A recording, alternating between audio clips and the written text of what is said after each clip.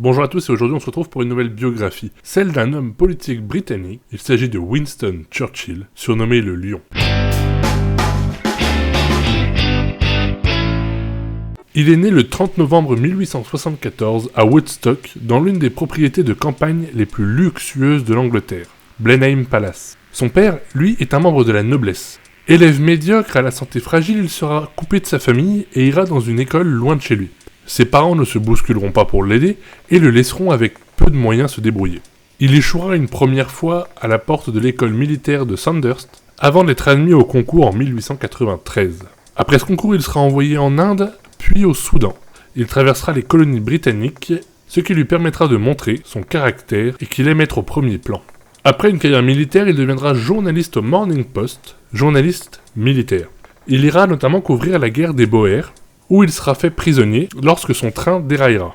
Sa détention durera 1 mois, puisqu'il arrivera à s'évader et fuir vers le Mozambique. Cet épisode rocambolesque sera salué par la presse nationale et internationale. On va parler maintenant de sa vie politique, car c'est avant tout un homme politique, et il était connu pour ça. Il se présentera une première fois aux législatives, où il va échouer de peu, et après son retour du Mozambique, il se représentera à ces législatives à Oldham, et il sera élu député. Dès ses premières années de politique, il se fait remarquer grâce à des discours incisifs et des appels à la réforme dans une Europe de plus en plus instable.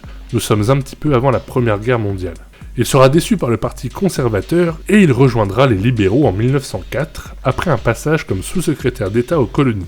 Il deviendra ministre du Commerce en 1908, et la veille de la Première Guerre mondiale, il se distingue. Inquiet par l'incident d'Agadir, il délaisse la position pacifiste de l'Angleterre pour se prononcer en faveur d'un rapprochement avec la France. Et ce, en même temps d'être nommé Premier Lord de l'Amirauté en 1911, et il travaillera à la modernisation de la Royal Navy en vue de la préparer à une guerre qui paraît de plus en plus inévitable. Cependant, une fois que la guerre sera lancée, ses actes seront plus malheureux. Il planifiera l'expédition des Dardanelles. Le débarquement de Gallipoli au printemps 1915 est un véritable désastre. Cela lui vaut sa place et manque de briser définitivement sa carrière politique. Toutefois, Churchill fait son retour en 1917 dans le gouvernement de coalition de Lloyd George, cette fois en tant que conservateur, ministre de l'armement, et il percevra avec pertinence et contre l'avis général l'importance des blindés. Mais la fin de la guerre est arrivée, Churchill ne croit pas en la pérennité de la paix, et il deviendra aussi un fervent adversaire du bolchevisme qui est arrivé en Russie. Après 3 ans d'inactivité de 1921 à 1924, il est chancelier de l'échiquier sous les gouvernements Baldwin. Poste qui n'a rien à voir avec le jeu d'échecs, c'est le nom que l'on donne au ministre des Finances de l'Angleterre. Parmi ses choix majeurs, il y a le rattachement de la livre sterling à l'étalon or, qu'il décide en 1925. Et c'est une nouvelle fois un échec qui provoque une crise économique, crise prédite notamment par l'économiste Keynes, homme à l'origine de l'idée de keynésianisme en alternative au capitalisme et au communisme, entre autres. En 1929, après l'échec des conservateurs aux législatives, il quitte le gouvernement. Churchill n'en demeure pas moins actif au sein de l'opposition. Son aversion pour le communisme l'amène à manifester de la sympathie pour d'autres chefs d'État européens, comme Mussolini. Cependant, il ne cessera d'exprimer sa méfiance envers l'arrivée au pouvoir d'Adolf Hitler en Allemagne en 1933, et en quelques mois, il deviendra le plus farouche opposant d'Hitler au sein de l'Europe. Et ce, bien avant la Seconde Guerre mondiale. Son opposition à Hitler guidera ses années jusqu'à la Seconde Guerre mondiale, et notamment jusqu'aux accords de Munich. Lorsque Chamberlain signera ces accords, Churchill s'emportera et aura ces mots. « Vous aviez à choisir entre la guerre et le déshonneur.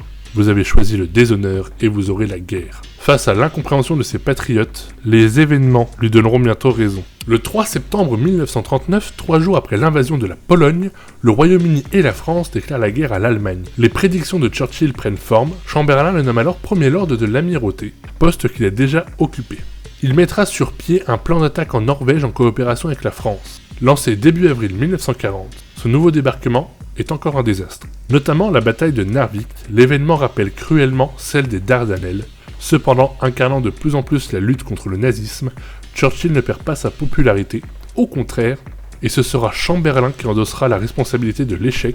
Il démissionnera et laissera donc la place à Churchill le 10 mai 1940. Ce nouvel échec va finalement jouer en sa faveur. Lors de son discours d'investiture au poste de Premier ministre le 13 mai 1940, Churchill dira « Je n'ai à vous offrir que du sang, de la sueur et des larmes. » Car oui, en Angleterre, le poste de Premier ministre revient au chef de l'État. La reine, et à l'époque le roi, ne gouvernent pas le pays et n'ont pas la majorité du pouvoir politique. Outre sa détermination à affronter le nazisme et la guerre qui fait rage en Europe, en 1943, l'Inde, qui est alors sous régence britannique, est touchée par une grosse famine qui fera environ 3 millions de morts. Winston ne bougera pas, du moins presque pas. Sa priorité en Inde est de ravitailler l'armée, et il tiendra des propos assez haineux envers le peuple en pleine crise. Propos que je ne redonnerai pas ici, mais que vous pouvez trouver assez facilement. C'est cet épisode de sa vie qui a servi de justification au vandalisme de sa statue à Londres. À 66 ans, Churchill parvient pour la première fois au sommet du pouvoir, et il y demeure jusqu'à la fin du conflit. Son intransigeance et ses discours incisifs contre l'ennemi galvanisent toute une nation, et font de lui le symbole de la résistance anglaise face au nazisme. Considérant son pays comme le dernier rempart de la barbarie, il motive ses troupes pour la bataille d'Angleterre et fait de la victoire une nécessité non négociable. Il vaut mieux que le dernier Anglais périsse les armes à la main et que le mot fin soit écrit en bas du dernier chapitre de notre histoire, plutôt que de continuer à végéter comme des vassaux ou des esclaves, lancera-t-il à Paul Reynaud et au maréchal Pétain qui s'apprête à capituler en France. Adepte depuis toujours d'une coopération avec la France, il accueille le général de Gaulle et lui prête les ondes radio nécessaires à son appel devenu historique. Toute sa politique n'est orientée qu'envers un seul objectif, résister au nazisme et battre Hitler. Il fait de l'Angleterre le lieu et le symbole de la lutte contre le nazisme, accueillant les résistants des pays occupés. Et c'est bien de l'Angleterre que sera lancée l'opération Overlord, travaillant avec Theodore Roosevelt et Joseph Staline, accusé même plus tard d'avoir entériné le partage de l'Europe avec ce dernier. Le Premier ministre anglais souhaite que son pays reste puissant et il travaille aussi à la reconnaissance de la France libre, bien que ses relations avec le général de Gaulle soient particulièrement agitées. Winston Churchill fut l'homme de la Seconde Guerre mondiale. À peine cette dernière est-elle terminée que ses concitoyens l'écartent du pouvoir, il cède le pouvoir au travailliste Attlee lors de la conférence de Potsdam. Dans l'opposition pendant 5 ans, il s'insurge contre l'indépendance accordée à l'Inde en 1947, qui va à l'encontre de son profond attachement à l'Empire et à l'Angleterre victorienne. À nouveau Premier ministre de 1951 à 1955, il gouverne le pays sans heurts ni éclat. Les héros de la guerre ont la cote pour les retours en politique. Parallèlement à sa vie publique mouvementée, Churchill se consacre à la peinture. Il peint notamment de nombreuses fois ce Goldfish Pool à Cherwell, une mare située dans sa propriété en souvenir de sa fille décédée. Car oui, Winston Churchill a eu 5 enfants suite à son mariage avec une certaine Clémentine, et dans ses 5 enfants, il aura 4 filles et un fils. Mais l'une de ses filles va malheureusement décéder à l'âge de 2 ans et demi. L'homme politique se dédie également à l'écriture, où son absence de concession lui vaut parfois des critiques de ses supérieurs. Lorsqu'il est élu député à 26 ans, il a déjà derrière lui plusieurs faits d'armes et plusieurs écrits honorables comme Savonarola. La rédaction d'ouvrages historiques lui vaudront en 1953 le prix Nobel de littérature. Winston Churchill s'éteindra après 10 ans de retraite bien méritée le 24 janvier 1965 à Londres. Il décédera des suites d'un AVC à l'âge de 90 ans. Il est enterré comme il le souhaitait au sein de la parcelle familiale du cimetière de l'église Saint-Martin à Bladon, dont dépend son lieu de naissance, le palais de Blenheim. Winston Churchill restera dans les mémoires comme l'un des plus grands opposants au régime de l'Allemagne nazie et l'une des figures de l'un des conflits les plus meurtriers de l'histoire. Son image est apparue dans de nombreuses œuvres et on va voir ça après.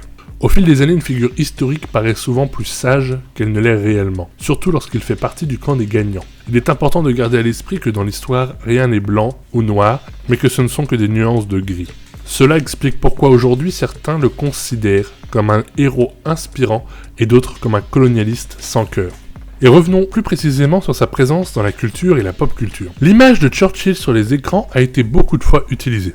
Sur des films qui portent son nom, sur des biopics, le premier étant en 1972, mais aussi sur des apparitions dans des séries, comme par exemple Doctor Who, et on note vraiment de très très nombreuses apparitions. Ou de personnages de fiction qu'il a inspirés.